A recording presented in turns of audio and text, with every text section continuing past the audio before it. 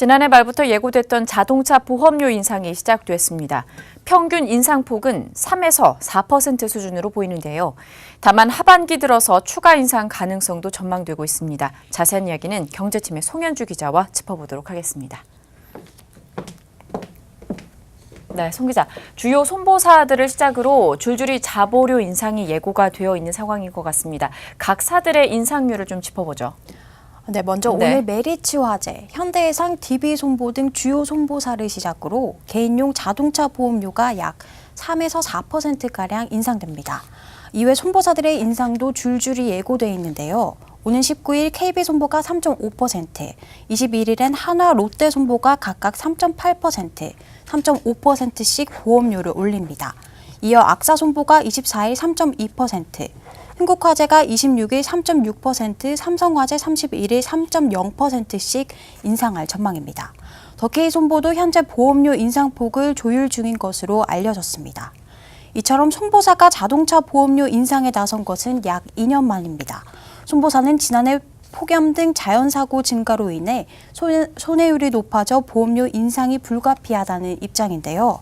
실제 금융감독원이 발표한 자동차 보험료의 지난해 3분기 누적 손해율은 83.7%로 적정 손해율로 여겨지는 78%에서 80% 선을 넘어섰습니다. 상위 4대 손보사의 손해율만 살펴보면 평균 86.5%로 손해율이 더욱 악화된 것을 볼 수 있었습니다. 특히 올 들어 손해율은 더욱 악화될 전망으로 신규 가입하거나 갱신하는 대부분의 운전자는 예년보다 보험료 부담이 더욱 커질 것으로 전망됩니다. 네, 보험사별 인상률을 살펴보자면 삼성화재 인상폭이 제일 낮은 것 같은데 특별한 이유가 있습니까? 네, 앞서 보신 것과 같이 손보업계 1위로 꼽히는 삼성화재가 다른 경쟁사보다 인상폭이 가장 낮았습니다.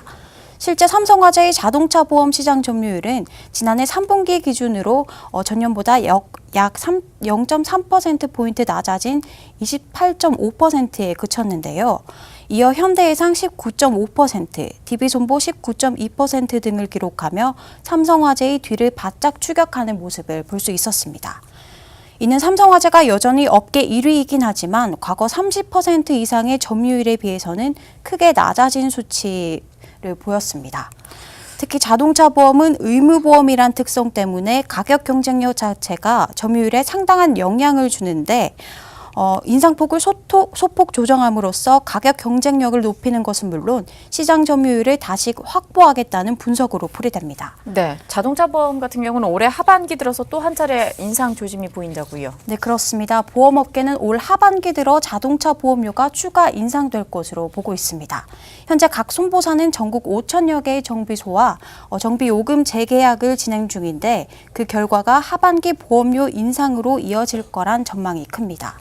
지난 6월 국토교통부는 2010년 이후 18년 만에 적정 정비요금을 시간당 평균 28,981원이라는 발표를 통해 보험료 인상 요인을 약 2.9%로 추산했습니다. 매년 정비요금 계약 때 소비자 물가 상승률만 반영했지만 이번에는 국토부의 적정 정비요금이 산출된 만큼 이를 기반으로 각 정비소와 재협상을 벌이는 중입니다. 이번 협상이 마무리되면 보험료 인상은 당연 불가피할 것으로 보입니다.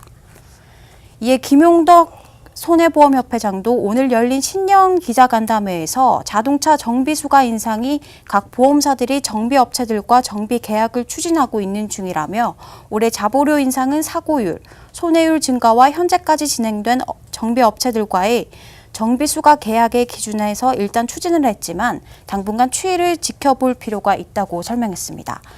하지만 고질적인 적자에 시달리고 있는 자동차 보험은 올해 겨우 손익분기점을 맞췄는데 손해율 등 여러 가지 요인들 때문에 7천억 원의 손해가 예상된다고 말한 만큼 보험료 인상을 다시 한번 언급한 것으로 풀이됩니다.